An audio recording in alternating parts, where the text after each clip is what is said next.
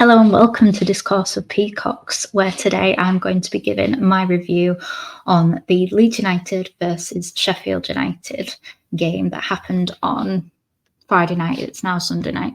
It's been a busy weekend, so apologies for the delay. We'll get straight into it. So Leeds United controlled, dominated, annihilated Sheffield United. The Blunts, as it were, 2-0.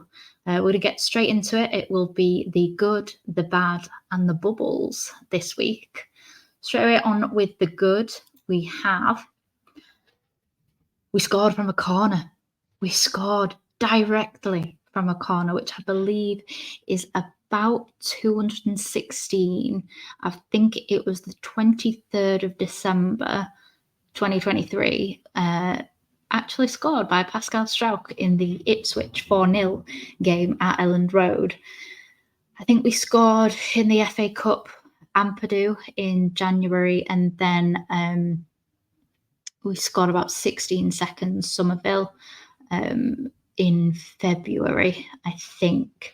But actually directly from a corner, I'm sure it's about 216, definitely over 200 since we last scored directly from a corner. So, yay, set piece masterclass given by Leeds United. Another clean sheet, which after obviously conceding 2 goals, the most that we've conceded since the opening day, if you exclude cup games, which we always like to do on this channel. So another clean sheet, which I think was really needed. Malay had a bit of a breather, didn't face a single shot on target, gathered most corner balls because they did have a few corners, so they had a few chances, but they wasted quite a few of them in terms of there was a lot of crowding out for one of them, which resulted in us getting a free kick.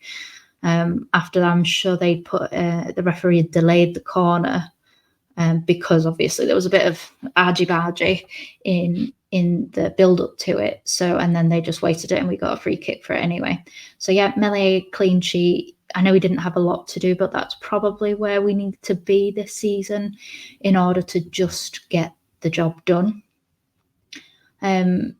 We've played pretty much all of the top 8 teams, barring Watford and Blackburn. So, and if we can get those and get at least something out of both of those games, we're probably in one of the best positions because quite a few teams in and around us haven't played one another, whereas we have.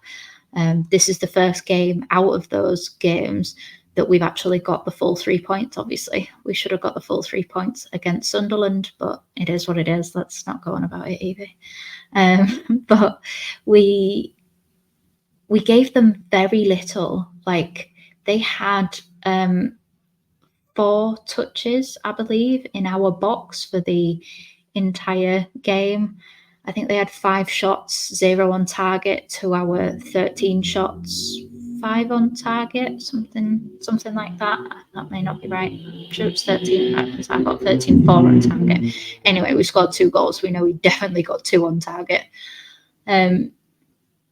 We made them look pathetic, if I'm being honest. I expected with the obviously taking football out of the equation, they had some terrible news in terms of George Baldock and a Sheffield United content creator, both sadly passed away.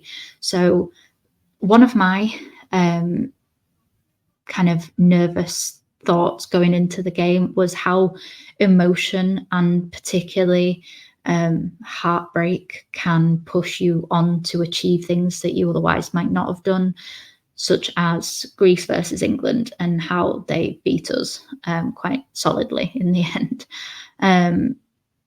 So I was expecting that from Sheffield United, if I'm being honest. I expected them to come with fight, with grit, with determination, with emotion, with heart. And they didn't. And I've got to admit, if I was a Blades fan, I'd be a bit disappointed. I'd be, not angry, I'm just disappointed because I don't think they gave that game the heart that it needed. Obviously, taking the truly devastating things that I'm not making light of in terms of the passing away of two people. It's a local derby, it's a local rival. This should be one of the games that you're the most pumped up in terms of the entire season. It's one of, and I think both sides were being respectful to the game in terms of both sets of fans were saying this is one of the biggest games for both teams of the season. And one team turned up and the other didn't. And considering that when O'Hare was at Coventry and he was celebrating that 1-1 draw at Elland Road last year, like they'd won the league, I expected a bit more shithousery from them, if I'm being honest. I expected just that kind of Yorkshire grit and, steely determination from Sheffield. But there wasn't. There was very little heart, very little fight. Considering as well that we had so many players go away on international duty and we had so many injuries and people coming back from injuries that haven't played in weeks, we didn't look like the team that had that happen to them. They did. Obviously Hamer was, he got taken off and they just had nothing really. O'Hare didn't offer anything. Hamer had a couple of shots in the first half, but overall didn't offer much considering they didn't have a shot on target the entire game. He clearly didn't even put Meslier to the test. And considering at the time, 2 of our defenders were on 4 yellow cards for the season so far, and the goalkeeper had made, there was an error made in the previous game, you would be pushing that if I was them anyway. So far, another positive out of our local derbies played, Hull and both Sheffield teams, we have won all of those games, in fact 2-0. So we're absolutely dominating the local derbies. Best team in Yorkshire. Was it ever in doubt? Obviously, we have Shackleton for them, obviously being a homegrown lad for us, and Bogle having been at Sheffield literally last season. I think that was where kind of Wilder's mind games, he was hoping that was going to be enough. But I think, and this is no bad will to Jamie Shackleton, lovely lad, but I think he overestimated how important Jamie Shackleton was for us last season.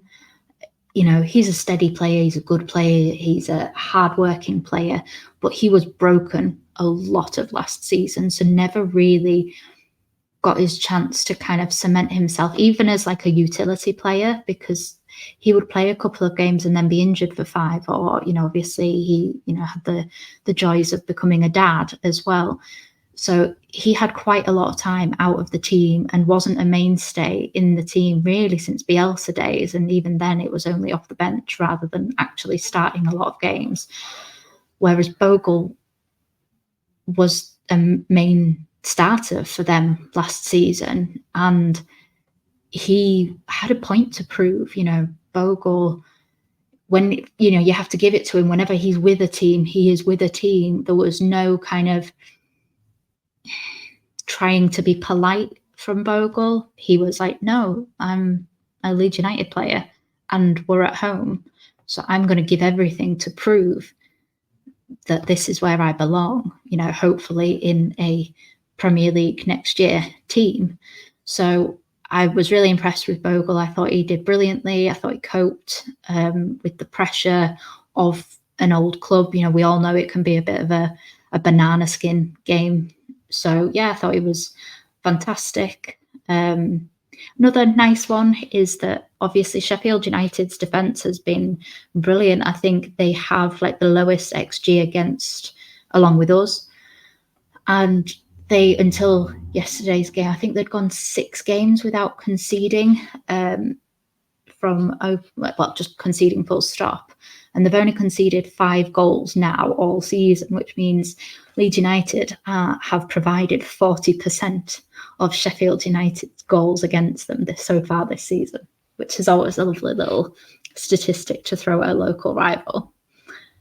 Next one would be Tanaka, Rothwell, take a bow.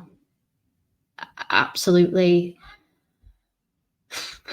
fantastic, being our kind of 4th choice combination of midfielders. They didn't look like it. Tanaka didn't look like he'd flown all the way from Japan, kind of less than 48 hours before the game.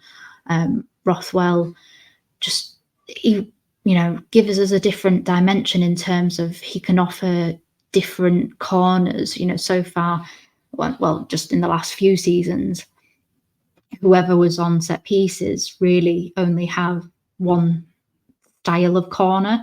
So whenever, Dan James, Gruev, Somerville took a corner, you knew exactly what you were expecting, whereas Rothwell seems to have been able to kind of swap it up and change where, the way that he does things, which again, it offers us that kind of unique ability to change things up when needed, which I think is fantastic. And,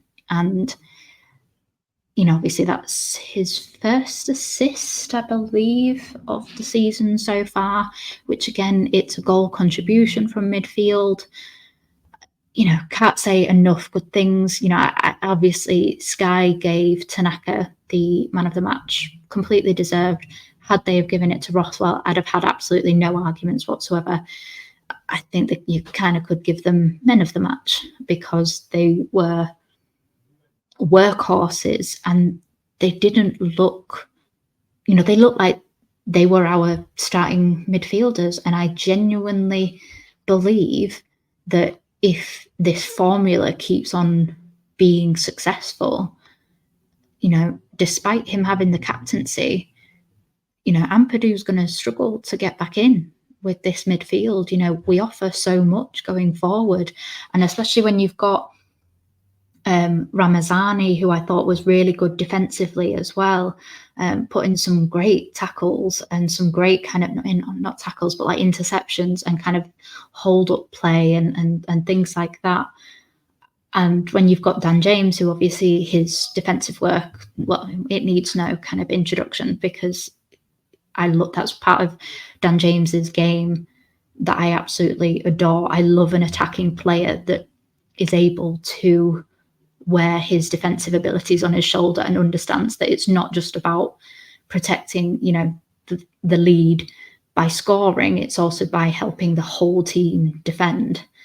So yeah, and I think that's fantastic. Our captain might not get straight back in when he's fit and ready to play. Who'd have thought that? We certainly wouldn't have had that last season. Ampadu played every single game for us. So the fact that Ampadu is out and now we're questioning, or there's at least the question of, does he even get back in straight away? Again, gives us options, gives us competition, something that we were really lacking last season. The starting 11 doesn't just choose itself this year. Obviously, I would never wish injuries on any of our players, but you have to see the silver lining, and being able to see Rothwell and Tanaka be given a go because there's no other choice, and seeing them be incredible is nothing but positive for Leeds United. And I am a fan of Leeds, not individuals. I love individuals, but I love Leeds United more. So now we're going to move on to the very limited bad section, because there was very little to complain about. Home derby, clean sheet, comfortable win, never really felt in trouble, great atmosphere. That's probably something I should have put in the good section, is the atmosphere. But I'll go on to that, I think, in the next section. I have a way of working it in. There's been quite a few bits made on Aronson and whether he is doing a lot of nothing, in terms of, you can't say that he doesn't give, he doesn't have a good work rate. He's constantly running around. He's such a pain in the backside for the other team. But he did a very convincing Rutter impression, if I'm being honest. And I think if Aronson was Rutter, it wouldn't be as big of a deal, because we kind of knew what we were getting by the end of the season with Rutter, in terms of he would press, he would run, he would hold up the ball, and then he would hold on to it too long and lose it. And he couldn't shoot at all. And Aronson certainly had Rutter's shooting boots on yesterday.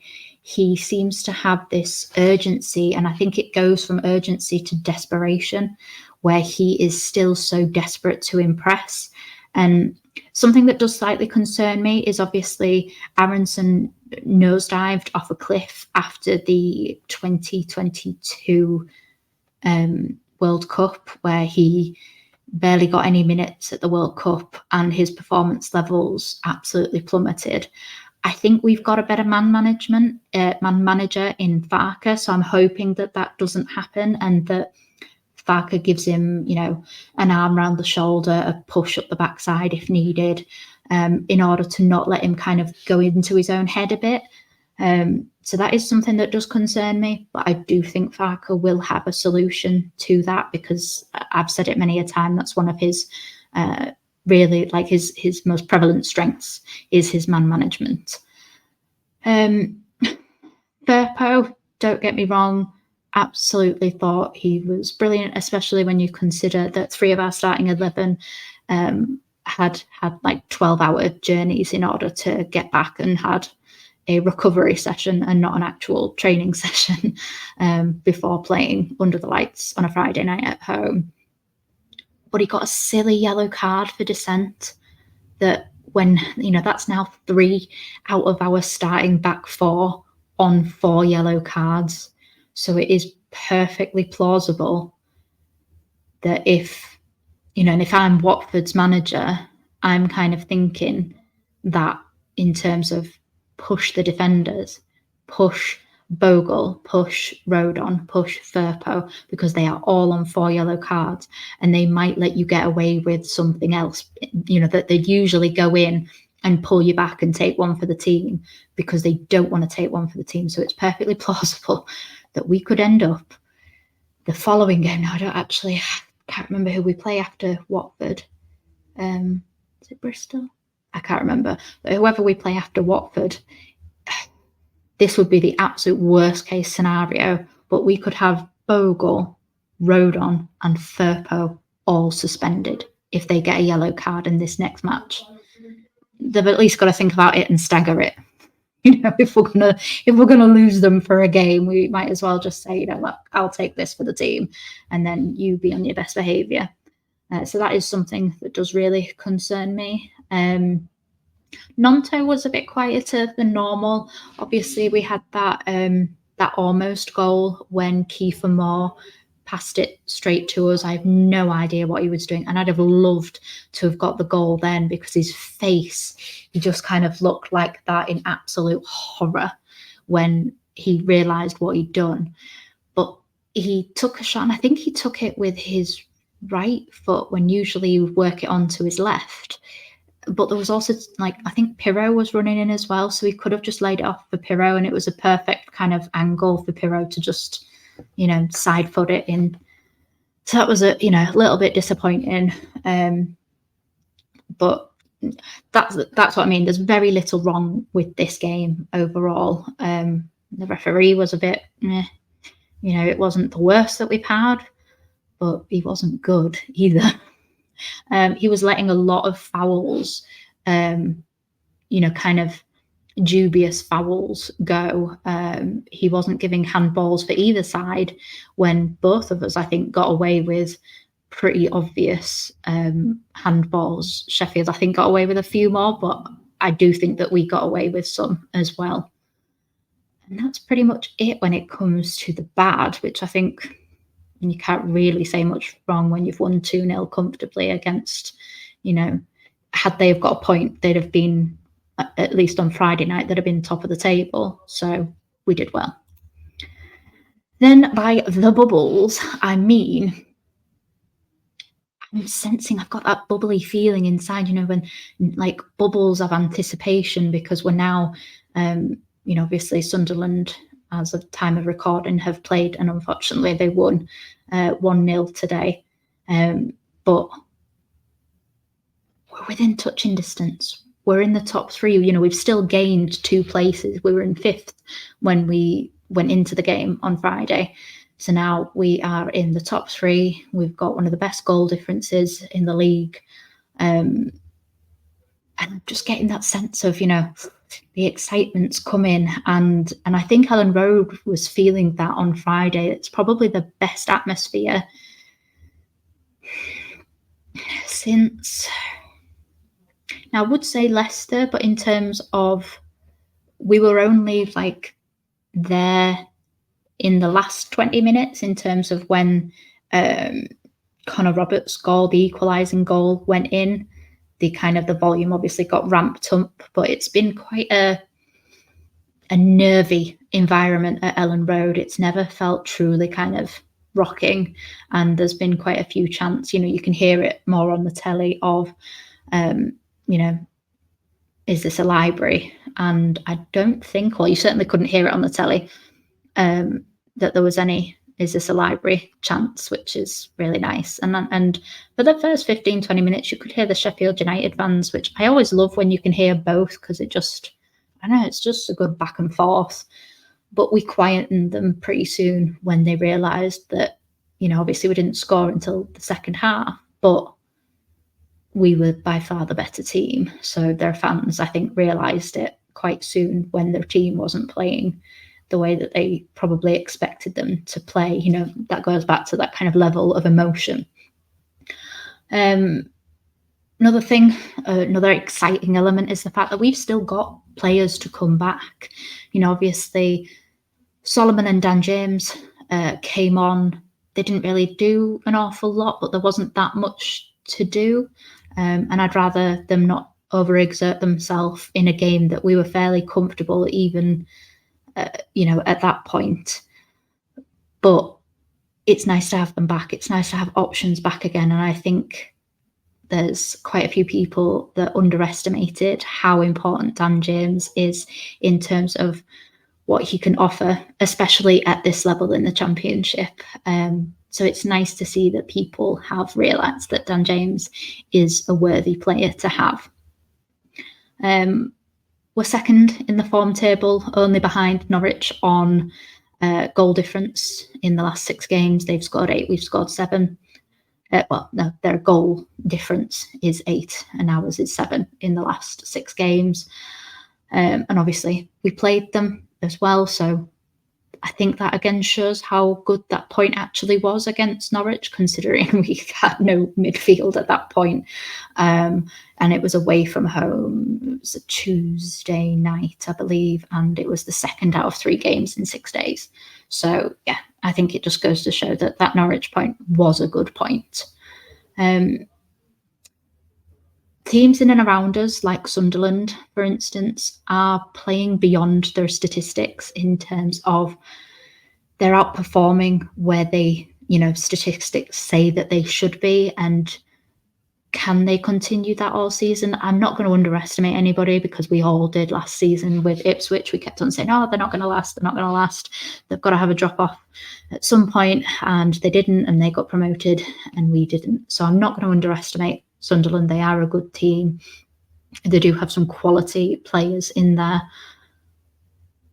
But statistics do usually balance out over the course of a season. And if you are outperforming them constantly, it takes a lot of effort to maintain that performance level throughout the course of a very long Championship season. So fingers crossed they don't. lastly, I've got that players are still warming up. So in terms of, I was on Just Joe the other day after the game, live match reaction, and we were discussing whether Ramazani is better than Somerville, and I said that I don't believe he is right now, but I actually believe that not only could he be at the same level as Somerville, I also actually believe that he could be better.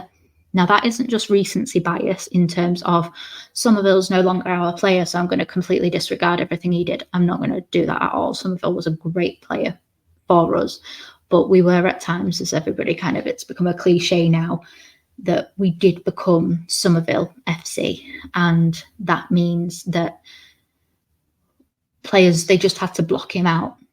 And then we didn't know what to do. You know, we didn't know where to go. We didn't know how to score a goal if Somerville wasn't on the end of that final ball to put it in the back of the net. Whereas with this team, we seem to have options, variations, goal contributions, whether it comes from assists or the actual goals from all over the pitch. I think now there is only Rodon out of our defensive usual starting four, that hasn't scored a goal this season. Bogle scored one, Strout scored two, Firpo scored one. We won't count the own goal, but Firpo scored one as well. So if Rodon could score, that would be fantastic. What I would love is maybe I think it's a bit too much to ask Meslier to score a goal, but I would love by the end of the season to be say every single player who kind of started a game at some point throughout the season scored a goal. So I think when you've got Ramazani that's still just kind of, he's learning the league, he's still getting up match fitness. You've got Aronson, who obviously started. Has he started every game? No, he hasn't started every game, but he's played in every game. He didn't play a great deal of football until the end of the season last year for Union Berlin. So actually, this is probably the longest run of games that he's had since last being at Leeds United. So he's still, hopefully, again, that pressure lifts off him and he can flourish. We've got Tanaka, again, just, has kind of been thrown into the fire through necessity, and the same for Rothwell. And then you've got Solomon coming back and, learning the way that we want to play, etc., learning the weight of the shirt as well. So I just think that we're within touching distance of automatics, literally a couple of points, and we're still not there yet in terms of this team has more levels to go. I believe we've got at least 2 or 3 more levels, more gears that we can go up. So that for me is exciting, really exciting. If you agree with me, give this video a like and drop a comment, subscribe, do all of those YouTubey things. But I'd love to hear your opinions on the game, whether you agree, disagree with anything that I've said. And yeah, so I think that'll be all for today. But please leave a like, comment, subscribe, and I will see you all later. Bye.